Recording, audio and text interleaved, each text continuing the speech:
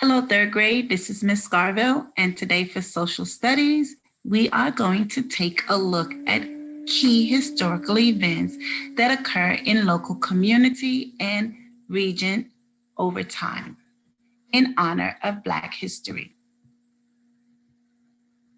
Your learning goal and criteria for success. I know that I am successful when I can explain change over time.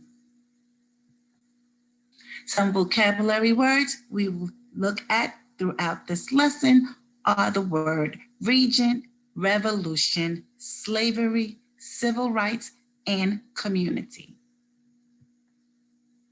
We will listen to a story called White Socks Only by Evelyn Coleman.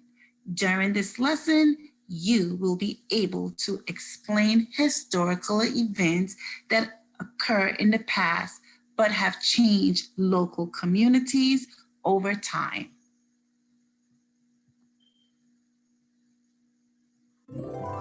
Hey there, I'm Amber Tamblin, and welcome to Book Pal's Storyline Online, sponsored by the Screen Actors Guild Foundation.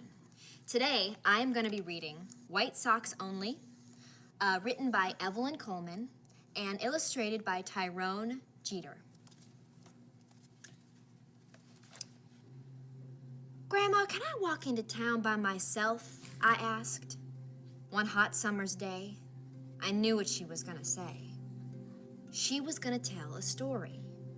Not just any story, but my favorite story.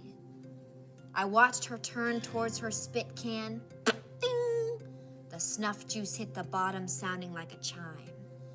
She rocked one or two times, her eyes closed, and then she looked up at me.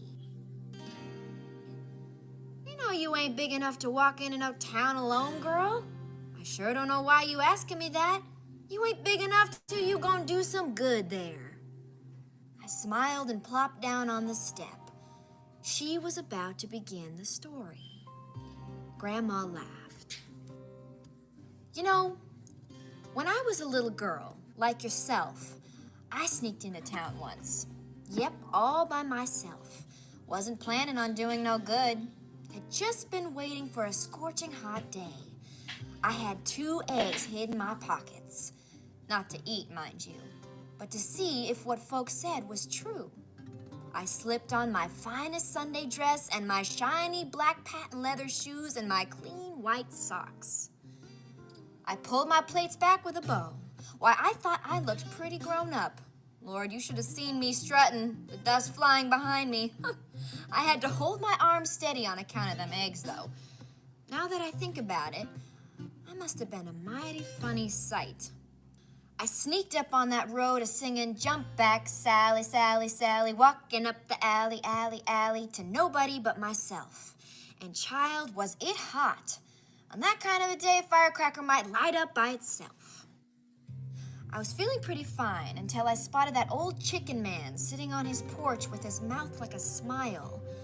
I just looked down at the dirt. My mom had told me how the chicken man still did things he knowed all the way from Africa. Stuff that his grandmother done taught him. Mama also had told me he could heal the sick by the laying on of his hands. And that one time, he made a blind man see just by looking deep into his eyes. And folks said he turned people into chickens if he didn't feel what they were doing was right.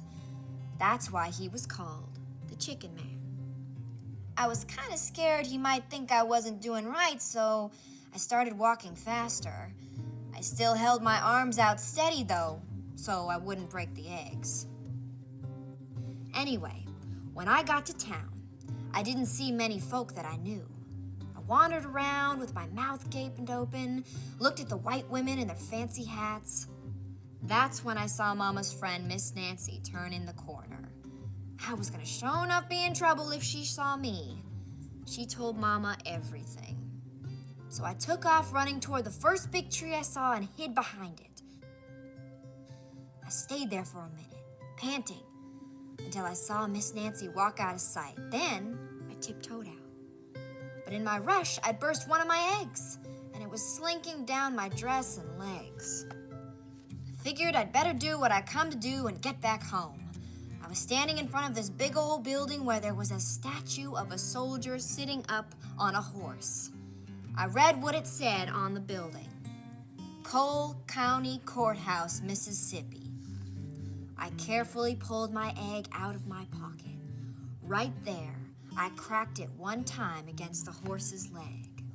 The egg's insides dropped to the hot cement. I knelt down with my face close.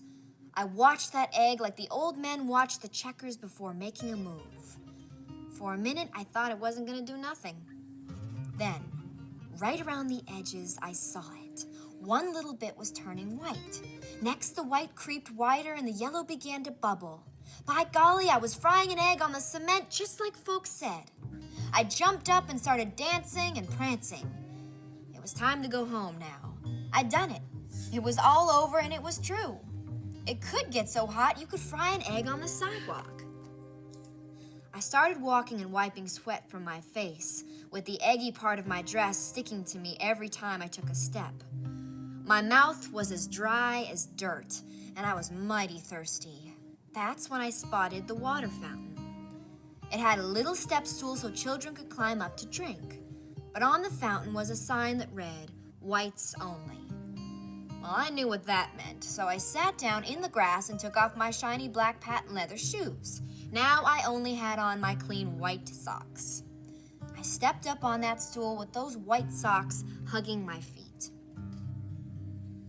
I was slurping up that water mighty fast when this big white man with a black and white bandana around his neck grabbed me off the stool and pushed me to the ground. The white man pointed to the sign and yelled at me, "Can't you read, girl? Why, I'm gonna whoop you till you can't sit down." His big fingers fumbled and tugged at his belt. I began to cry as a crowd of white people gathered round. They were all staring at me. Seeing all the people made me real scared, and I cried louder. I couldn't understand what the white man was so mad about. I was wearing my white socks. An old black woman from my church stepped through the crowd. She wasn't wearing anything white, but she untied her shoes and took them off. She stepped up to the fountain, bent way down, and took a drink. I knew the man was going to yell at her, and he did. "I'm going to have to whoop you too, ain't I?" he shouted. But then other black folks started coming over, removing their shoes and drinking from the fountain. They had on clean-looking green socks and yellow socks and red socks and blue socks. Of course, the big man with the bandana kept right on yelling. His face got red as fire. He was snorting through his nose like a bull does when it's gonna charge. Other white folk came up and started yelling at us too.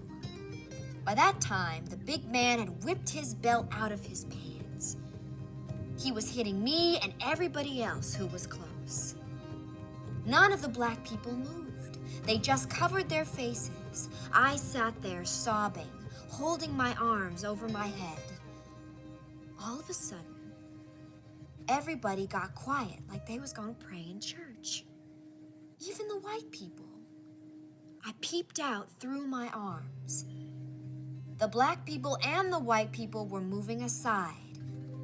The chicken man was coming through. He was slowly tapping his way towards me.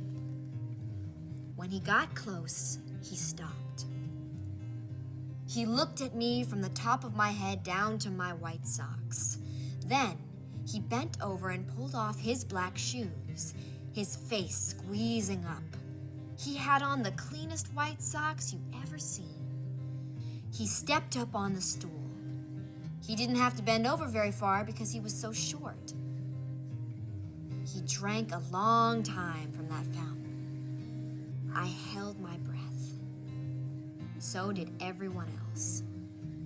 The chicken man lifted his head. He turned around, smiling, and slowly stepped down off the stool. Without a word, he pointed a crooked finger at the white man. The white man's belt was down by his side now, clasped tightly in his fist.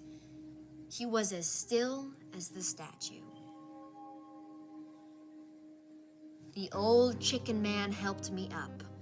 He took out a white handkerchief and wiped off my face. There now, child. It's time for you to go on home. You did all right. He handed me a chicken feather out of the brim of his hat and hobbled away. All the black people surrounded me. They were all crying and hugging me. Then they took me home. When they told Mama what had happened, she just broke out laughing. She said, "Well, I guess you can't go to town by yourself now because you're old enough to do some good." Nobody ever again saw the big white man who had whipped us. None of us dared ask about the big chicken flopping around the courthouse near the water fountain either. And from then on, the whites only sign was gone from the water fountain forever.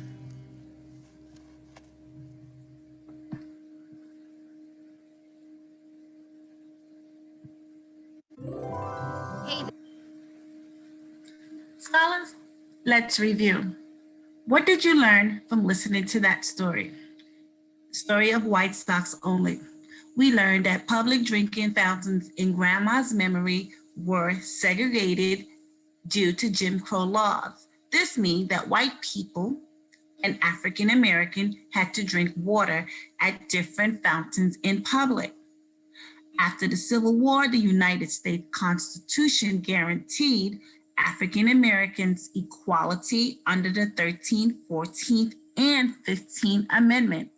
For example, African American people needed to use a separate water fountain, attend separate schools, swim in separate pools, ride in separate cars, or sit in the back of buses. Your assignment, scholars, is to compare and contrast what happened in the past and how we are today. So you are going to name one historical event in a story and tell how it has changed in your community. And you also going to answer the question, how is your community different today? After you have completed those questions, you are now going to move on to quizzes, where you are going to click on the link to joinmyquiz.com and enter the code to complete the quiz on the story. Have a great day, scholars. If you have any questions, please contact your teacher.